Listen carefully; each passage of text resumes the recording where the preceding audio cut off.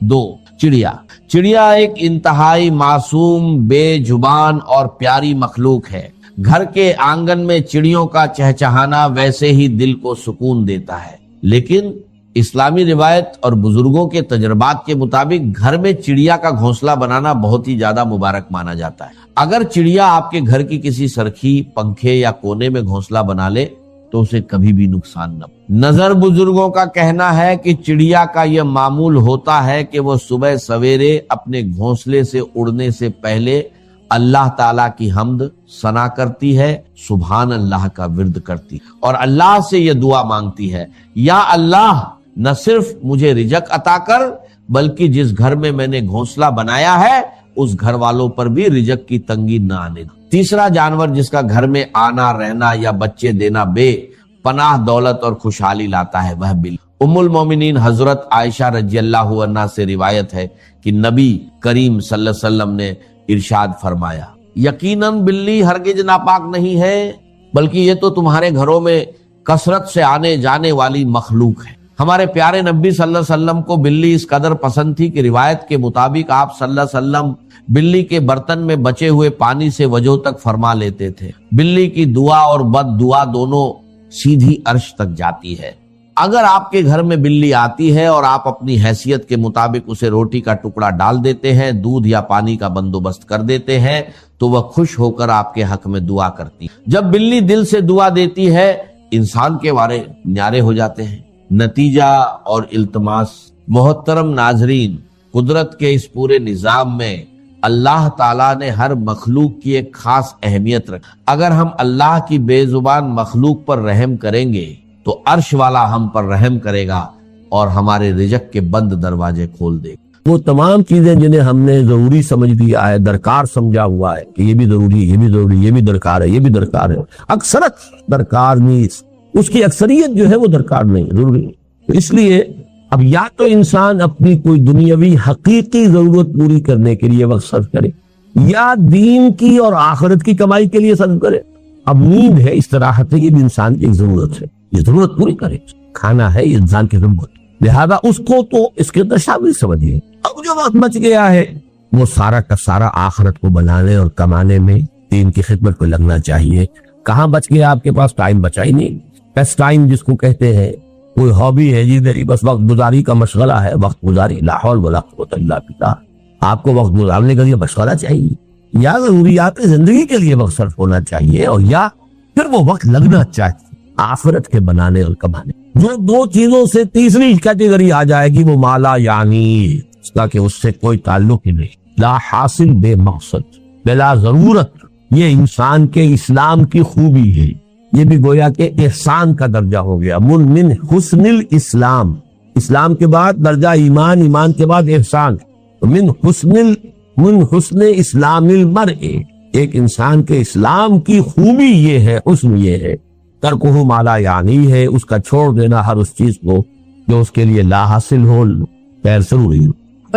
अभी हमज़ा अनस इब्न मालिक रज़ियल्लाहु अन्हु खादिम रसूलिल्लाह सल्लल्लाहु अलैहि वसल्लम अन नबी सल्लल्लाहु अलैहि वसल्लम क़ाल, ये जिनको हम जानते हैं हजरत अनस हुजूर के खादिम थे।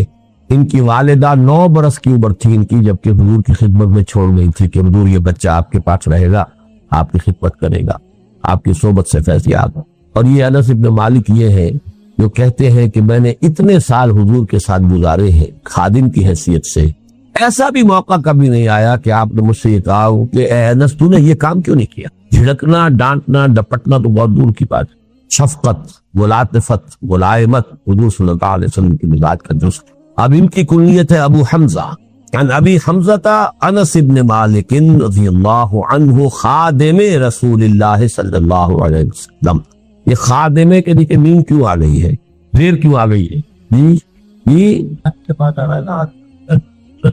अन तो आ रहा अनस से पहले, चलिए ठीक है, बदल कह ले, सिफत कह ले, ठीक, चलिए। अन नबी सल्लल्लाहु अलैहि वसल्लम, हुजूर से रिवायत किया, आपने फरमाया ला युमिनु अहदुकुम हत्ता युहिब्ब लिअखीहि मा युहिब्बु लिनफ्सिही, रवाहुल बुखारी व मुस्लिम। अब ये हदीस के रिवायत के एतबार से चोटी के दर्जे की हदीसों में से, और इसमें जरा کیٹیگوریکل ڈینائل دیکھیے، تم میں سے کوئی شخص مومن نہیں ہو سکتا جب تک کہ اپنے بھائی کے لیے بھی وہی شے پسند نہ کرے جو اپنے لیے کرتا ہے۔ اس سے اونچی اخلاقی تعلیم کیا ہوتی؟ لیکن اس کا مفہوم عام طور پر محدود سمجھا جاتا ہے کہ آپ اچھا پہننا چاہتے ہیں تو اپنے بھائی کو بھی اچھا پہنائیں، آپ اچھا کھانا چاہتے ہیں تو بھائی کو بھی اچھا کھلائیں۔ سب بھائی بھی ایک حقیقی بھائی ہے، ایک چچا زاد بھائی ہے، ایک بھائی جو ہے وہ دادا کی نسل سے چل کر بھائی بن گیا، یہ تو پھیلتا جائے گا۔ ہر انسان دوسرے انسان کا بھائی ہے، کم سے کم ہر مسلمان دوسرے مسلمان کا بھائی ہے، دائرہ تو پھیلتا جائے گا۔ لہذا ایک طرف تو گویا کہ لوگوں کی طرف خیر اور بر، تبرع، اس کی تلقین ہو گئی، لیکن اصلاً یہ حدیث ہم نے خاص طور پر جو کوٹ کی ہے وہ کس اعتبار سے؟ یہ دعوت دین کے لیے بنیادی موٹیو۔ آپ نے اگر دین کو اپنے لیے پسند کیا ہے اور آپ اپنے بھائی کو اس کی دعوت نہیں دے رہے تو آپ میں ایمان کی رمق نہیں، آپ نے خود اپنے آپ کو جہنم سے بچنے کا تو سامان کر لیا ہے اور اپنے بھائی کو جہنم کی طرف جاتے دیکھ رہے ہیں، اور ٹک ٹک دیدم دم نہ کشیدم، ایمان کا یہ رمق نہیں۔ لا یؤمن احدکم، یہ دعوت کا سب سے بڑا موٹیو، میرے بھائی، میری اولاد، میرے رشتہ دار، میری قوم، دائرہ وسیع ہوتا جائے گا۔ تنظیم اسلامی کا جو ہمارا تاسیسی قرارداد، اس کی پھر تشریحات ہو، ہر شخص کو داعی ہونا چاہیے، اور دعوت کا دائرہ قو انفسکم، اس کے بعد واہلیکم، اس کے بعد اپنا کنبہ قبیلہ، یا اس کے بعد اپنی قوم، یا قوم اعبدوا اللہ، اس کے بعد پوری نوع انسانی ہے۔ یہ سب سے بڑی خدمت خلق ہے، اس لیے کہ کھانا پینا پہننا یہ تو صرف اس دنیا سے متعلق ہے، جو آخری زندگی ہے، آخرت کی زندگی ہے، ابدی زندگی ہے، ہمیشہ کی زندگی ہے، اس کے خیر اور اس کی بھلائی میں آپ دوسروں کو شریک نہیں کرنا چاہ رہے، پوری طرف سے ایڑی چوٹی کا زور لگا دے تو کوئی ریجیکٹ کرتا ہے تو وہ اس کے دل میں ہے، اس کی جواب دہی وہ خود اللہ کے ہاتھ کرے گا۔ لیکن اگر آپ نہیں کر رہے ہیں تو آپ اس حدیث کی زد میں آ جائیں گے، لا یؤمن احدکم حتی یحب لاخیہ ما یحب لنفسہ۔ اب ایک حدیث آ رہی ہے کہ جو اسلام کے قانونی نظام کی ایک اہم ترین شق ہے۔ عن ابن مسعود رضی اللہ تعالی عنہ قال قال رسول اللہ صلی اللہ علیہ وسلم لا يحل دم امرئ مسلم الا باحدى ثلاث السيب الزاني والنفس بالنفس والتارك لدينه المفارق للجماعة، رواہ البخاری و مسلم۔ یہ بھی پھر روایت کے اعتبار سے بہت اونچی حدیث۔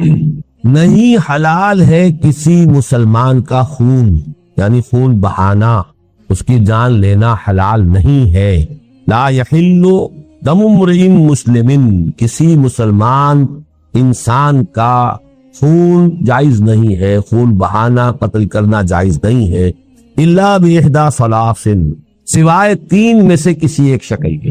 السیب الزانی، شادی شدہ زنا کرنے والا یا زنا کرنے والی، رجم، ظاہر بات ہے پتھر ماریں گے تو سر پھوٹے گا اور جسم کے اوپر لگے گا، خون بہے گا، مارنا ہے۔ والنفس بالنفس، قتل عامد کا مجرم، اگر اس کے ورثاء جو ہے مقتول کے اسے معاف نہ کرے، یا یہ کہ خون بہا لینے پر آمادہ نہ ہو تو اس کی جان لی جائے گی، اس کا خون جو ہے جائز ہو گیا۔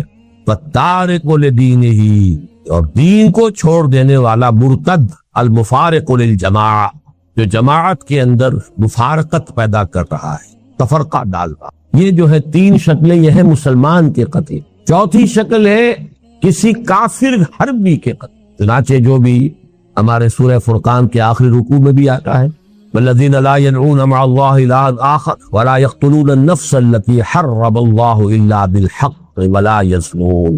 تو قتل جو ہے بالحق وہ صرف چار شکلیں ہیں۔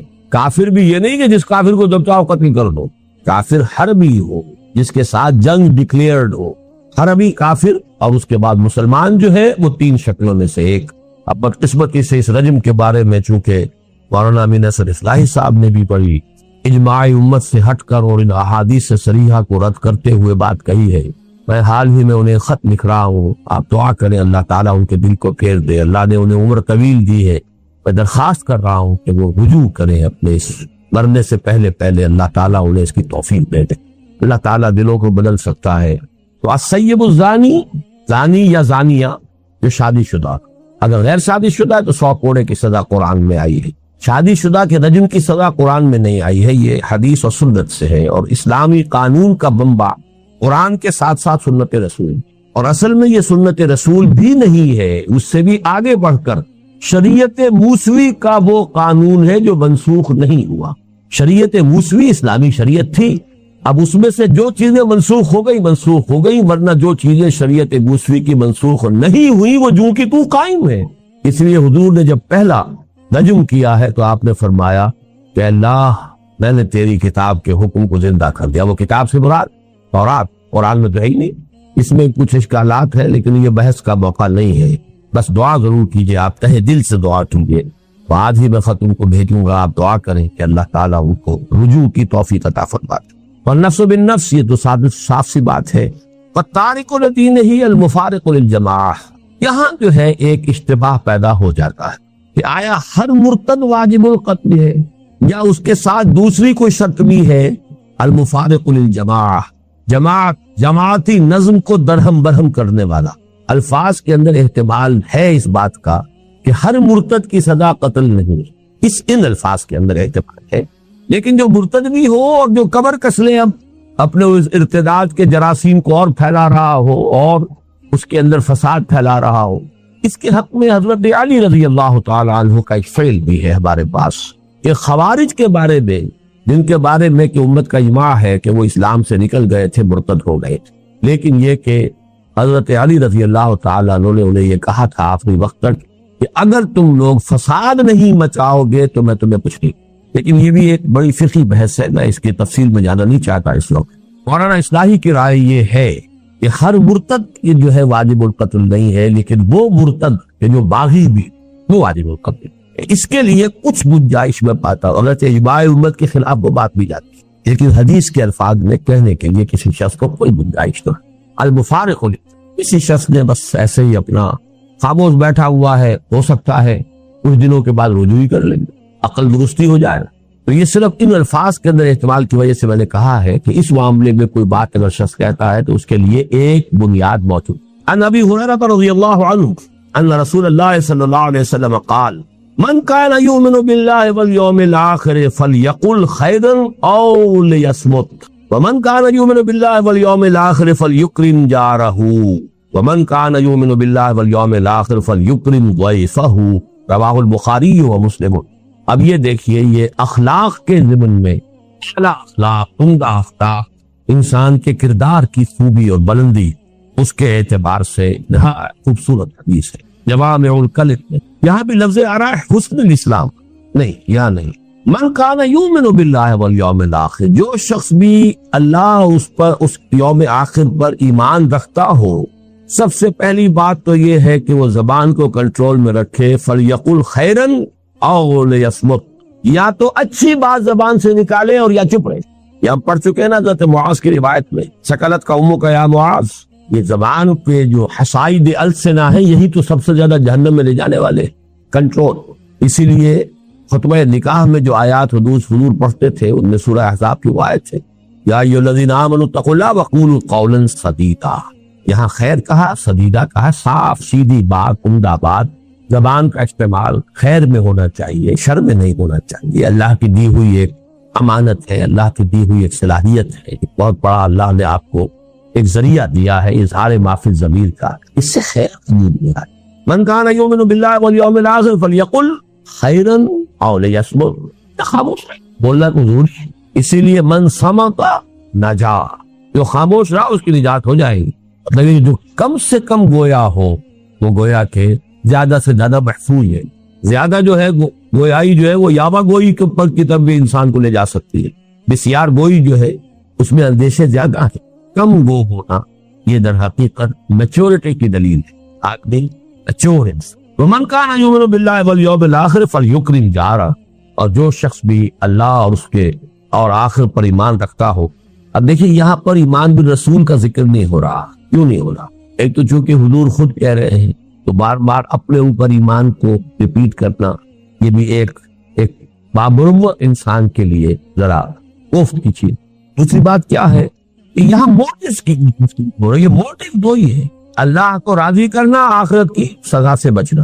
اعمال میں وہ جو آیت البر کا جو درس ہے ہمارا درس نمبر 2، کہ نیکی کا موٹیو وہ ایمان باللہ اور ایمان بالآخرت سے متعلق ہے، نیکی کی فورم اور اس میں توازن یہ ایمان برسالت سے، تو یہاں موٹس کی بات ہے۔ ومن کان یؤمن باللہ والیوم الآخر فلیکرم جارہ، اب اس پر لازم ہے کہ وہ اپنے پڑوسی کا اکرام کرے، عزت کرے، احترام کرے، اس کی عزت نفس کو مجروح نہ کرے۔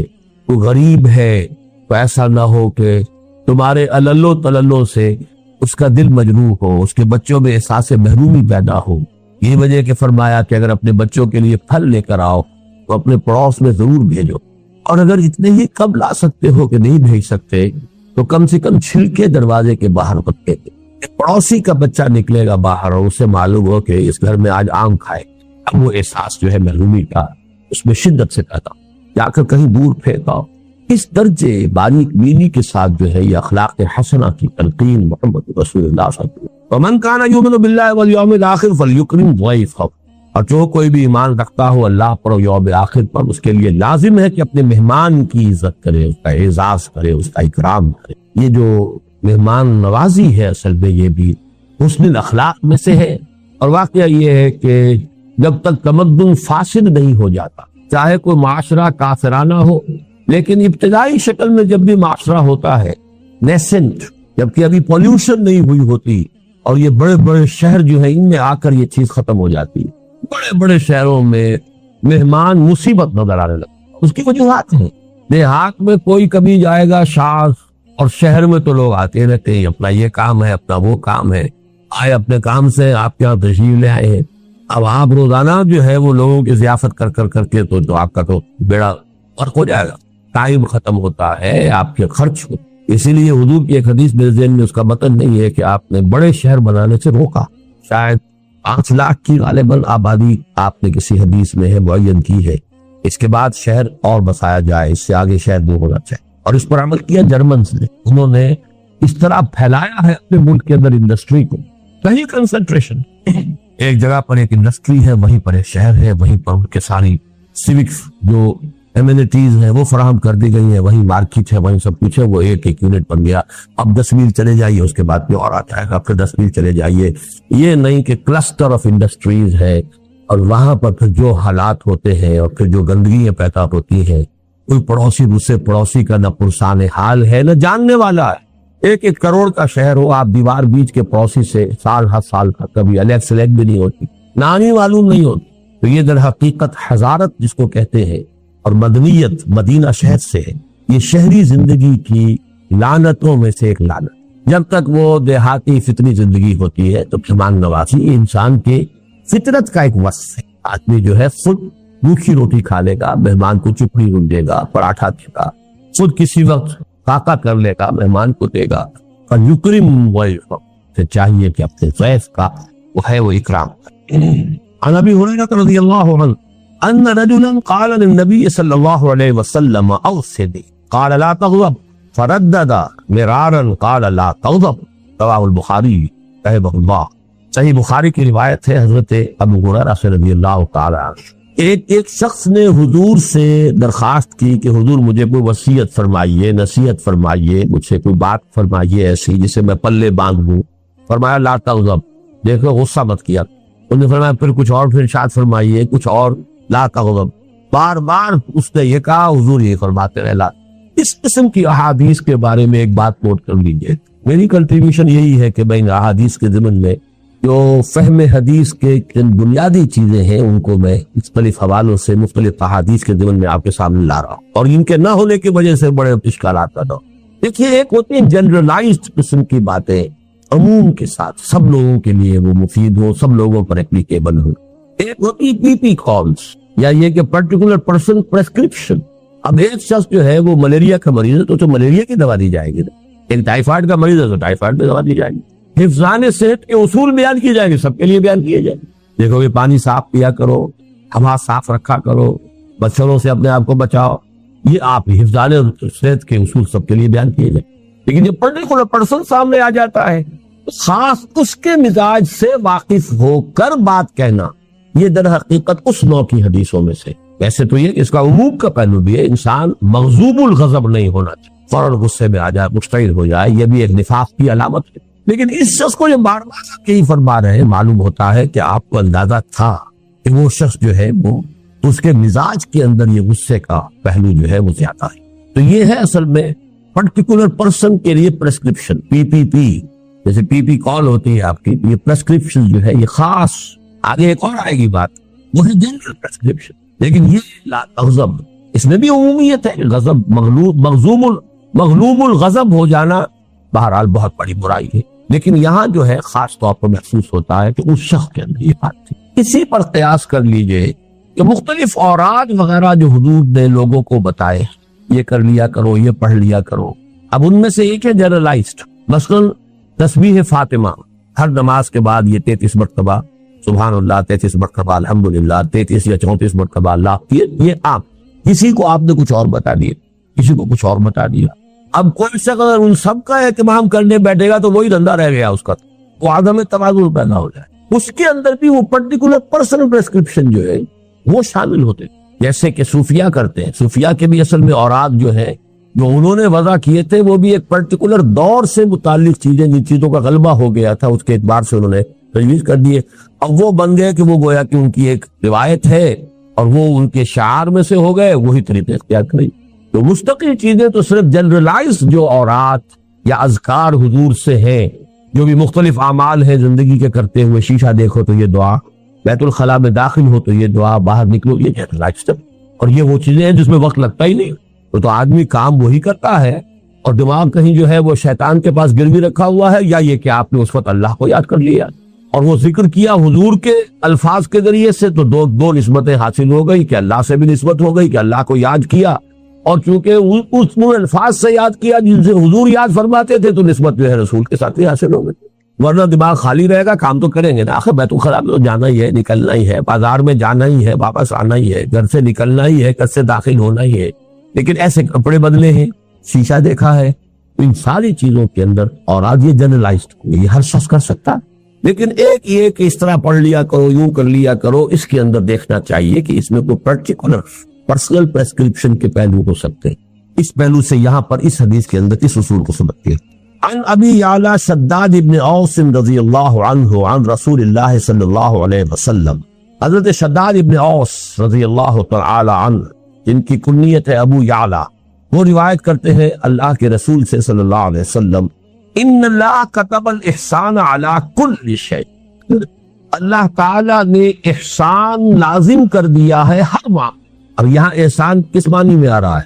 ایک احسان ہوتا ہے کسی پر احسان کرنا, اس کی کوئی تکلیف رفع کرنا, اس کی کوئی ضرورت پوری کرنا, اس کی کوئی خدمت بجا لانا, یہ احسان ہے, آپ کا مجھ پر احسان ہے, فلاں نے فلاں پر احسان کیا ہے. ایک احسان خود اپنی جگہ پر حسن سے بنا ہے, جو کام کرو خوبصورتی سے کرو, اور وہ احسان اسلام جو ہے تمہاری, اسلام پر تمہارا عمل خوبصورتی کے ساتھ. ایک ہے نماز جیسے ہوئی مارے بانے پڑھ لی ہے, ٹکرے مار لی ہے, نماز تو چلیے شاید ہو ہی گئی ہو, خوبصورت نماز تو نہ ہوئی نا. تمہاری نماز خوبصورت ہونی چاہیے, تمہارا ہر جو ہے فعل جو ہے اس کے اندر حسن ہونا چاہیے. یہ گویا کہ جسے جلال اور جمال کہتے ہیں, تو جمال کا پہلو بھی ہر شے کے اندر جو ہے. اب اس کی مثال دیکھیے, فَإِذَا قَتَلْتُمْ فَأَحْسِنُوا الْقَتْلَ, قتلہ اگر قتل کرنا ہے تو خوبصورتی سے قتل کرو. اسی لیے یہ جلاد پیشہ بنا ہے. عام آدمی سے کہا جائے اس کی گردن مار دو تو گردن مارے گا, تو ممکن ہے کہ وہ آدھی کٹے آدھی نہ کٹے اور وہ تڑپے. یہ پیشہ کیوں بنا ہے؟ اس کی گردن مارنی ہے, ایک ہی واٹ کے اندر اس سے اتنی مشق ہوتی ہے. اور یہ سعودی عرب میں اب بھی ہوتا ہے, میدان العدل میں.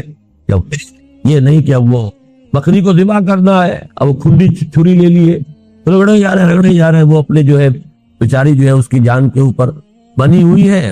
آپ ایک چھری کریں تاکہ یہ کہ ایک دو مرتبہ کے اندر اس کی وہ منزل جو ہے وہ اس میں سے اتر جائے. قتل تو کرنا ہے, ذبح تو کرنا ہے, لیکن اس میں بھی حسن خوبی, حسن ادا, حسن عمل, اس کو ملحوظ رکھو.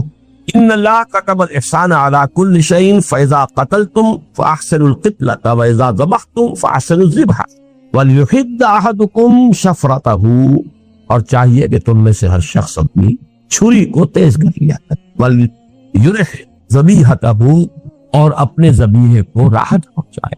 یعنی ورنہ یہ کہ اس کے لیے جو ہے وہ کس قدر کوفت کا, اس کے لیے اس کے بھی احساسات ہیں, اس کی بھی جان ہے. جتنی کم سے کم مدت اس پر اس کیفیت میں گزرے, یہ اس کا احسان. تو اسلام کا احسان وہ ہے ان تعبد اللہ کانک تراہ فإن لم تکن تراہ تراہ. عن ابی ذر جندب بن جنادہ و ابی عبد الرحمن معاذ بن جبل رضی اللہ عنہما عن رسول اللہ صلی اللہ علیہ وسلم. حضرت ابو ذر جو ہے وہ اپنی کنیت ہی سے مشہور ہے. یہ آج میں پہلی مرتبہ نام بھی پڑھ رہا ہوں آپ کا. جندب بن جنادہ، جنادہ کے بیٹے جندب جن کی کنیت ابو ذر رضی اللہ تعالی عنہ. وہ عبد الرحمن معاذ ابن جبل، جو ابی عبد الرحمن معاذ ابن جبل، اور حضرت معاذ ابن جبل جو ابو عبد الرحمن ہے رضی اللہ عنہما، ان دونوں سے اللہ راضی ہو جائے. کون سے دونوں؟ ابو ذر اور حضرت معاذ. اب دیکھیے ابو ذر کا نام کسی کو معلوم نہیں، صرف کنیت معلوم ہے ابو ذر.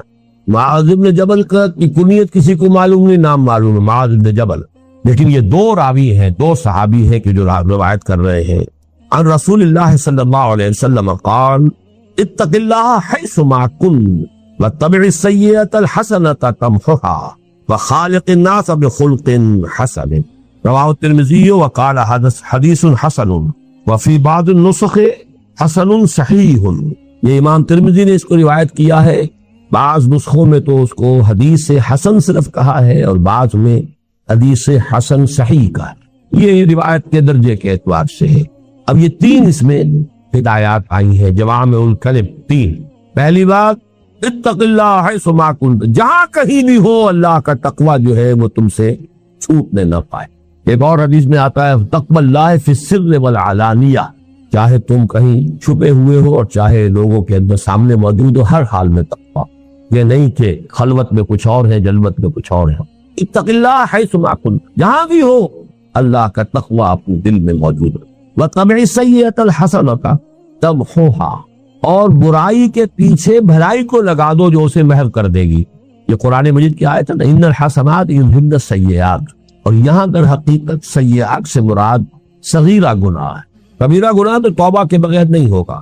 آپ نے اگر اس سے توبہ نہیں کی تو کتنی ہی بھی نیکیاں آپ کرتے چلے جائیں وہ گناہ آپ کے حساب میں سٹینڈ کرے گا. ڈیبٹ جو ہے ڈیبٹ انٹری ختم نہیں ہوگی. لیکن چھوٹے چھوٹے گناہ صغائر ہوتے رہتے ہیں انسان سے. کبھی بے ارادہ ہو جاتے ہیں، کبھی بس نسیان میں ہو گئے، کچھ اور ہو گیا، چھوٹی بات ہو گئی. لیکن یہ کہ ایسے سیئات کو اگر اس کے پیچھے نیکی لگا دو گے تو وہ اس کو محو کرتے. ان الحسنات یذہبن السیئات. بس اس میں جو نکتے کی بات نوٹ کرنے کی، یہ کبائر میں نہیں ہے، یہ صغائر کی. جو حدیث میں آتا ہے انسان جب وضو کرتا ہے، کلی کرتا ہے تو زبان کے اور منہ کے گناہ دھل جاتے ہیں.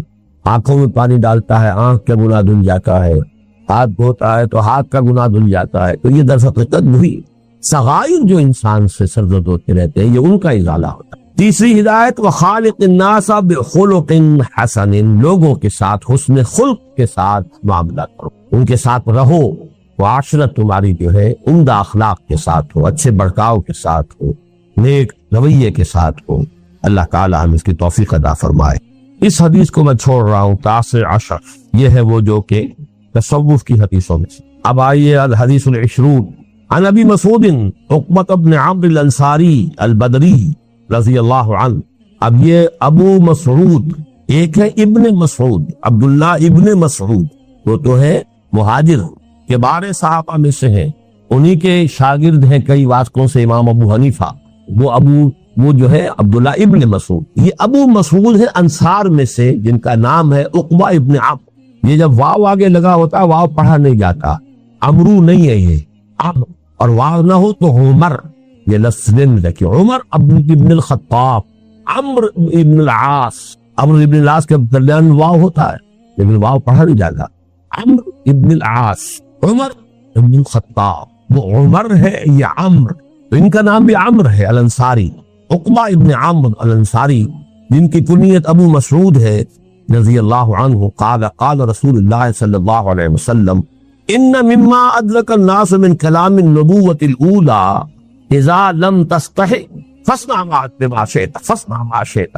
رواہ البخاری، بخاری کی روایت. حضور نے فرمایا کہ سابقہ انبیاء کی تعلیمات میں سے جو چیز لوگوں نے پائی ہے، یعنی چونکہ بہت سی تعلیمات جو ہیں وہ تو گم ہو گئی، محفوظ